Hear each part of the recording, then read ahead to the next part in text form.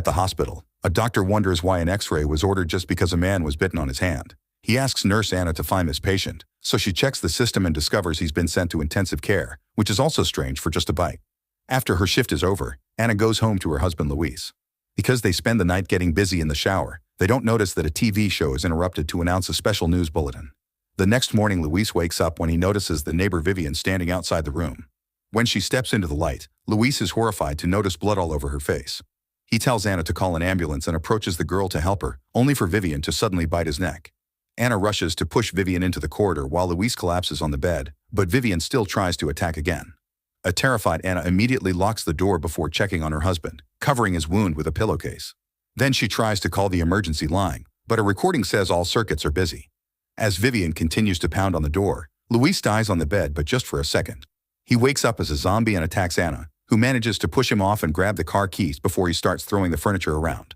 Anna runs to hide in the bathroom, accidentally falling into the tub. Next, she tries to open the window, but it's stuck. At that moment, the house goes silent, so she approaches the door and says her husband's name. Luis responds by bursting through the door, so Anna tries the window again and this time manages to open it. As she climbs out, Luis tries to grab her, so she kicks him off before jumping out of the house. On the streets, people are running and panicking. Many houses are on fire and explosions can be seen in the distance. Anna tries asking a neighbor for information, but the man tells her to stay away while threatening her with a gun. Suddenly, an ambulance runs over him and leaves without checking on him. When Luis comes out of the house too, Anna quickly gets in the car, only for Luis to jump on it and punch the window. Thankfully, he falls off when Anna begins driving away. It's difficult to drive through town because other drivers are acting crazy and people sometimes throw themselves at the cars asking for help. The radio host tells people to stay inside and lock all doors and windows. He also announces that not even military bases are safe. Eventually, Anna reaches the hallway, where more crashes and explosions are happening, not to mention zombies eating any exposed person. Anna screams when someone suddenly opens the door to grab her, pushing the guy off as she tries driving away again. In the struggle, the car goes off the road and crashes against a tree. As the zombie apocalypse takes over the world, authorities try to talk to the press, but they have no idea how it happened or how to cure it. Soon people are rioting on the streets asking for the government to do something, only for the military to take over cities to try to control both humans and zombies. Hospitals are at full capacity and buildings are blowing up every day. When Anna wakes up, she's found by police officer Kenneth, who makes her say something to confirm she's human. They leave together and come across 3 other survivors, who open fire until they realize they aren't zombies. The trio has tried multiple roads and they're all taken by zombies, so everyone agrees to go to the mall instead. While they're trying to break the door, a bunch of zombies come closer, so Kenneth shoots the lock and they can get inside. Before they can close the door, a zombie manages to grab it, but Kenneth quickly kicks him back and the door is finally shut. Afterward, they turn on the lights, but the phone isn't working. They find themselves in a store with locked doors, so they throw a toilet at the window to go into the mall itself. While Anna washes all the blood off in a fountain, they check the front doors and confirm these are closed as well. Andre and Michael volunteer to check the other entrances while the rest of the group keeps an eye on the front. At the back exit, Andre is startled by a zombie pressed against the glass, but thankfully it's shatterproof. At the arcade, Michael grabs a big hammer from a game before following some noises behind a door.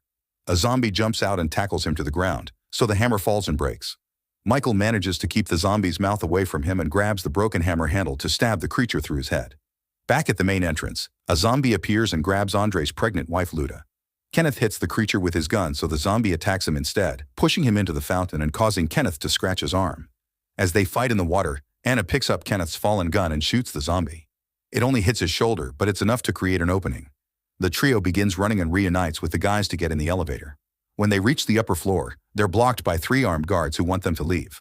After a short argument, Anna convinces them to let them stay, but the guards take their weapons. On the TV, they watch the chaos, death, and destruction that has taken over the world. They also learn that the only way to kill zombies is to attack their brains. An officer mentions Fort Pastor is safe and Kenneth recognizes it as the place where his brother works. Andre takes Luda to the bathroom and discovers she has a cut on her arm, but since it's small, he thinks it's nothing. Anna searches for a first aid kit and ends up having a breakdown, but she puts herself together to take care of Kenneth's wound. Michael points out they should board up any weak spot in the mall and paint a sign on the roof in case rescue helicopters fly by. The guards go downstairs and find the twitching zombie in the fountain. He used to be a guard too, but now his friends have no choice but to shoot him in the head. Then they go around the other stores and shoot every zombie they find. Moments later, the guards throw the zombie bodies off the roof. Others finish their SOS signs. At this height, they have a good view of the whole town and notice zombies everywhere. When they hear some shots, they use binoculars to discover Andy on the roof of his gun store. He's holding a sign that says he's alone, but he puts it down to point at something in the sky.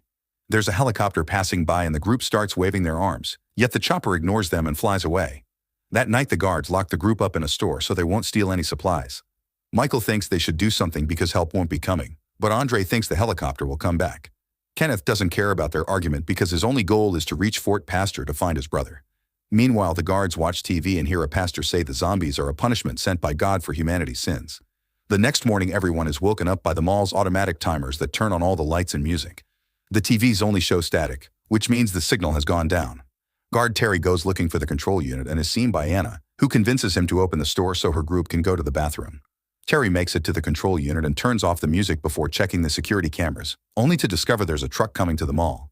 When Terry tells the others, everyone rushes to the roof and they discuss what to do. Anna says they should welcome all survivors, but CJ and Bart don't want to trust strangers. Terry disagrees with his friends, so Michael and Kenneth take the opening to punch the other two guards and disarm them. While Terry leads the guys to the mall cell, Anna and Luda make a sign to guide the truck to the back entrance. However, the vehicle starts going in reverse and crashes against the building, so Andre and Michael have to go out to fight the zombies to help. They shoot every creature that gets too close, killing quite a few of them until they run out of bullets and have to run back inside. Thankfully, the survivors on the truck are fine. They push the vehicle against the mall on purpose so they could climb on it and go inside without being exposed. Once everyone is inside, Anna announces she'll check them for injuries, including a very sick woman that they're pushing around on a wheelbarrow. Kenneth wants to take the truck to Fort Pastor, but Steve and Norma explain they come from there and it's been overtaken by zombies too. A frustrated Kenneth goes to the roof, where he sees Andy asking for information. Using another sign, Kenneth tells him that the fort is gone and no help is coming. Andy responds with sarcasm, which makes Kenneth chuckle. Meanwhile, Anna is taking care of everyone's injuries. Carrie checks on the sick woman, who suddenly passes away. Anna confirms it after checking her pulse and covers her with a blanket, only for the woman to suddenly sit up. The group starts running when they realize she's become a zombie and Anna grabs a fire poker, so when the woman comes too close she stabs her in the eye. Having seen this woman change and remembering her own husband, Anna tells the others that getting bitten by a zombie is what triggers the transformation. Frank has been bitten and Anna wants to quarantine him, but Michael thinks they should kill him before he transforms and Kenneth agrees. Anna runs ahead to warn Frank and his daughter Nicole asks for mercy, but her pleas are ignored. She's given a moment to say goodbye, then Frank is taken to a closed room where Kenneth waits for him to turn to confirm their theory before shooting him in the head. Days begin to pass so the group tries to keep themselves entertained. Kenneth plays chess with Andy by writing their moves on the sides. Bart and CJ play cards in the cell. Anna likes watching movies with Michael, Nicole and Terry bond while looking at the stars, and Steve gets dirty with Monica when he's not playing golf on the roof. The balls sometimes hit the zombies outside, since the crowd forming at the mall's entrance gets bigger every day. The group often writes requests on the signs and Andy shoots the zombies they asked for, showing excellent aim. One night the survivors are having dinner and sharing stories about the people they lost when the power goes out. Andre rushes to check on Luda, who has been very sick, so he's tied her to the bed. 4 men go looking for the generator and notice blood on the walls. There's something moving in the darkness, so the group gets ready to shoot until they discover it's just a dog. Michael calls him over and the animal appears to be good, but then he starts barking. Suddenly a zombie appears on the ceiling and jumps on Bart to bite his neck. All the noise gets the attention of more zombies, who show up at the end of a corridor. The group immediately begins running, but it's too late for Bart, who is left behind as zombie food. Kenneth and Michael open a gate for them to cross and CJ hits a zombie in the face so they can close it again. They put a padlock on the door for extra security before they open fire to kill the zombies trying to climb over the gate. There aren't many bullets left and when a zombie falls, he brings part of the gate down with him. Michael finds a fuel pump so he pours gas all over the zombies and CJ throws a lighter, causing a big explosion that burns all the creatures to death. Back to Andre, he watches Luda take her last breath and kisses her goodbye. When he checks the pregnant belly, he's shocked to see the baby still moving. However, he has to step back when Luda wakes up as a zombie. Moving carefully, Andre grabs a belt and puts it around Luda's mouth to keep her from biting while she's giving birth. At the same time, Norma realizes she hasn't seen Luda in a while and comes to check on her, only to find Andre with a baby in his arms and Luda growling in the bed. Norma immediately opens fire to kill Luda and a furious Andre shoots back. Since Norma keeps on firing, they end up killing each other. The rest of the group hears the gunshots and runs into the room to hear Norma's last words. Sherry wants to shoot her, but Anna assures him she died of the gunshot and won't transform. Then they check on the baby and she's a tiny zombie, so they have no choice but to kill her. After moving the bodies and fixing the generator, Kenneth tells the group that waiting to die is actually worse than death itself and Anna says she doesn't want to die there. Michael mentions he saw 2 buses in the garage, so they can try reinforcing them to escape. Steve makes a joke about sailing on his boat, but the group realizes that leaving for the nearest island is a good idea. Soon everyone is using all the tools they can find around the mall to reinforce the buses, spending most of their time working hard. When they catch a break, Anna and Michael have their first time together. There isn't much ammo left, but they plan to pick up Andy, so he should have extra guns. Kenneth tells him about the plan using signs, and Andy responds with hungry, causing Kenneth to notice how much weight he lost. The group still needs time to finish the buses, so they must find a way to send Andy food or he won't make it to escape day. Remembering that the dog had been fined during the attack, they decide to send him out with some supplies and a radio. Their theory is confirmed when the dog runs among the zombies without getting attacked. However, when Andy opens the dog door, the zombies try reaching inside. Andy immediately shoots them off and closes the door again, but when he grabs the radio, he tells the group that he's been bitten. Nicole freaks out and gets on the truck to drive to the gun shop to rescue the dog. She parks it right in front of the door and goes inside the building while the zombies climb on the vehicle.